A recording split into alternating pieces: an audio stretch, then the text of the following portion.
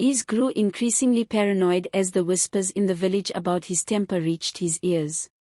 He often noticed Mama Ifeoma glancing at him suspiciously and overheard Miss Ada discussing Amoka's change in behavior with Nkechi at the market. One night, he called Amoka into his room under the guise of needing help with something. "You've been acting strange," he growled, his eyes narrowing. "Remember what I told you. If you speak, you'll destroy this family." Amoka trembled as he reminded her of his threats, her young mind too clouded with fear to fight back. Meanwhile, Mama Ifeoma began asking subtle questions to other villagers, especially the women who frequented Nkechi's store.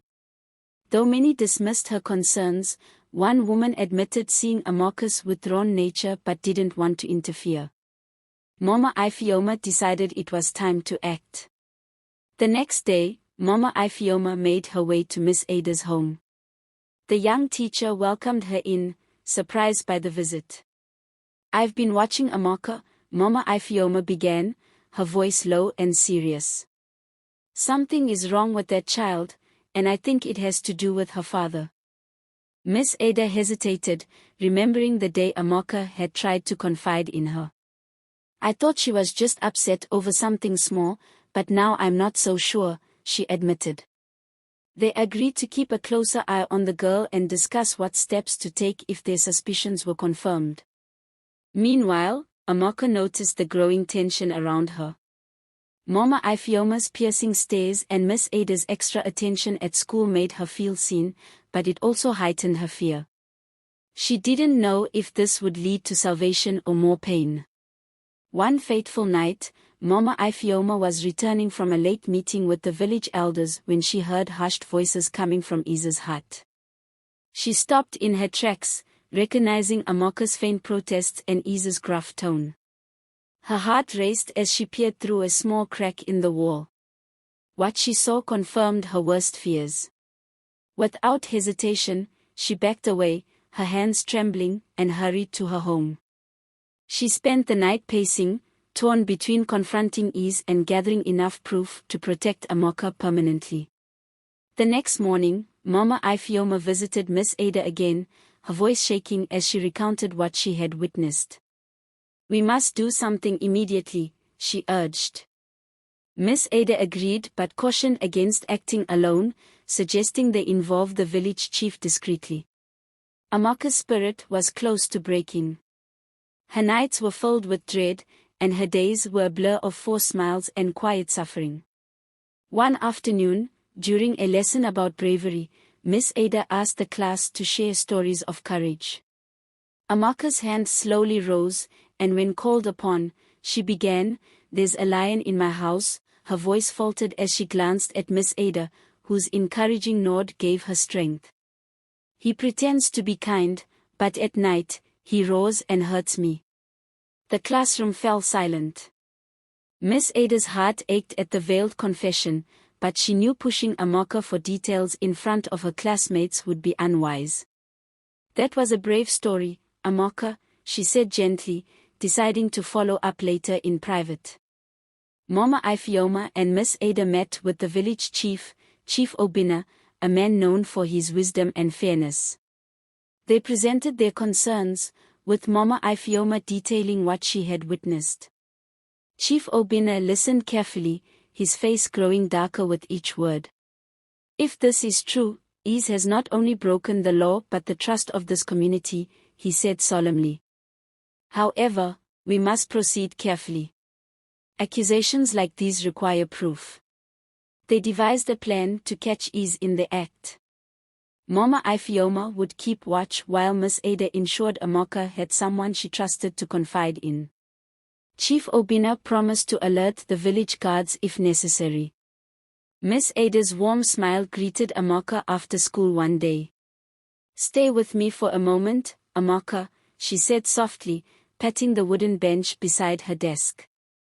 Amoka hesitated, glancing at the door where her classmates were filing out, but the gentleness in Miss Ada's voice coaxed her to stay.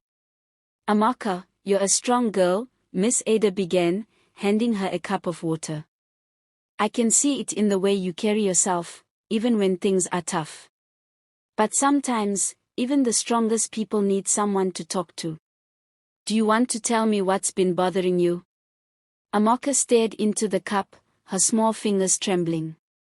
Tears filled her eyes as she whispered, "He hurts me, Miss Ada."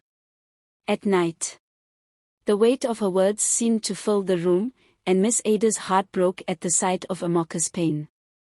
"You're so brave, Amoka," she said, placing a comforting hand on the girl's shoulder. "We're going to help you, I promise." After hearing Amoka's confession, Miss Ada immediately informed Mama Ifeoma and Chief Obina. They met under the cover of darkness at Mama Ifeoma's hut to discuss their next steps. "We have to be careful," Chief Obina warned. "Accusations like this need evidence, or the villagers might not believe us." Mama Ifeoma, still shaken by what she had witnessed weeks earlier, was resolute. "That man is a wolf in sheep's clothing. I've seen enough to know he's guilty. We can't let him hurt Amoka any longer." They devised a plan. Mama Ifeoma would watch Isa's movements closely, while Miss Ada continued to support Amoka and encourage her to speak openly. Chief Obina agreed to keep the guards on alert and ready to intervene at the first sign of wrongdoing. The night of the plan felt like the longest of Amoka's life. Mama Ifeoma positioned herself behind the bushes near Isa's hut, her heart pounding as she waited for him to make his move. Inside, Amoka lay awake, staring at the ceiling, her small frame rigid with fear. Is entered her room, his shadow looming large in the flickering lamplight. "You know what happens if you disobey me," he hissed, his voice cold. But before he could act, the sound of footsteps outside froze him in place. The door burst open, and Chief Obina, flanked by the village guards, stormed in. "Is. What are you doing?" the chief thundered.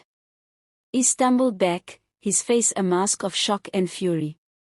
Mama Ifeoma rushed in behind them, gathering Amoka in her arms as the guards restrained her father. News of Isa's capture spread like wildfire through a bomb. Villagers gathered outside the hut, their murmurs growing into an uproar as the truth unfolded. "Is that kind man?" one woman exclaimed, clutching her chest in disbelief. "How could this be true?" Nkechi, returning from the market, was met with the chaos. "What is going on?" she demanded, pushing through the crowd.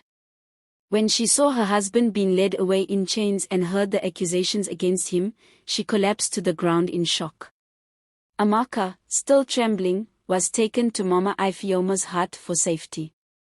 Miss Ada stayed by her side, holding her hand and reassuring her that she was safe now. For the first time in years, Amoka felt a glimmer of hope. The village council convened an emergency meeting to address the accusations against Is. The elders, dressed in their ceremonial robes, sat in a semicircle under the ancient Iroko tree, their expressions somber. Is was brought before them, defiant and unrepentant. "These are lies," he shouted, glaring at Mama Ifeoma and Miss Ada. "This is a plot to destroy me." But his words held no weight against the testimonies of Amoka and the witnesses who had observed his suspicious behavior. Chief Obina spoke firmly. "Is, you have betrayed not only your family but the entire village. Your actions are unforgivable." The council decided that Is would face public shame and banishment from Abom, a punishment reserved for the gravest offenses. With Is gone, the village turned its attention to Amoka and her recovery. Nkechi struggled to process the truth, blaming herself for not seeing the signs. "I failed you, my daughter," she wept one evening, holding Amoka close. Miss Ada and Mama Ifeoma visited frequently, offering support and helping Nkechi rebuild her relationship with her daughter. They encouraged her to listen, to believe, and to provide the love and stability Amoka so desperately needed. Amoka slowly began to heal. She returned to school and found joy in small things, like drawing and playing with her friends. Though the scars of her trauma remained, her strength grew with each passing day.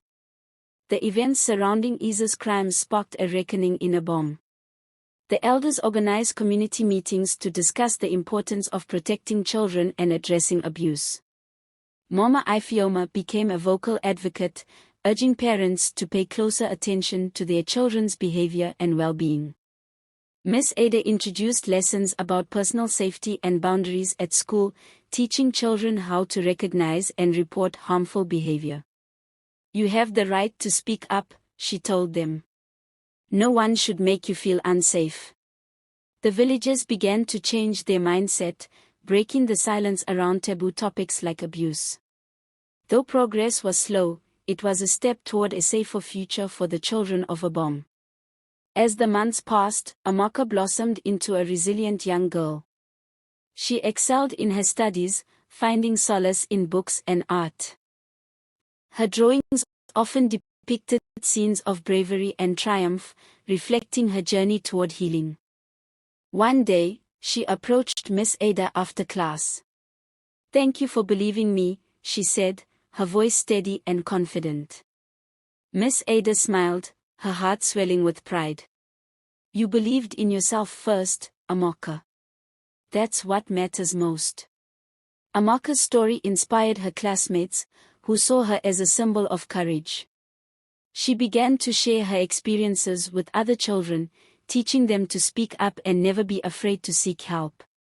Nkechi worked tirelessly to rebuild her bond with Amaka. She sought forgiveness for her earlier neglect, promising to protect her children with all her strength. Amaka, though still hurt, found it in her heart to forgive her mother, knowing that love was the foundation of their healing. Isa's name became a cautionary tale in Abom, a reminder of the consequences of hidden sins. Though banished, his presence lingered as a lesson for the community to remain vigilant. Amaka wrote a letter to herself, sealing it in a box under her bed. "I am strong, I am loved, and I am free," she wrote, vowing never to let her past define her future. The village of Abom awoke to a brighter future. Children played freely under the mango trees, their laughter filling the air. The scars of the past remained, but they served as reminders of the strength and resilience that had carried the community through its darkest days. Amaka walked to school with her head held high, a newfound confidence shining in her eyes. Miss Ada greeted her at the gate, and Mama Ifeoma waved from her stall, their smiles a testament to the love and support that had saved her. As the sun set over Abom, its golden rays painted the village in warmth and light. Amaka stood by the stream, her reflection clear and unbroken, a symbol of the hope that now filled her heart. Thank you, listeners, for listening to this wonderful story. I'd really appreciate it if, after enjoying this story, you could take a moment to like, share, subscribe and leave a comment. Your support means a lot and helps encourage me to keep sharing more stories. Bye.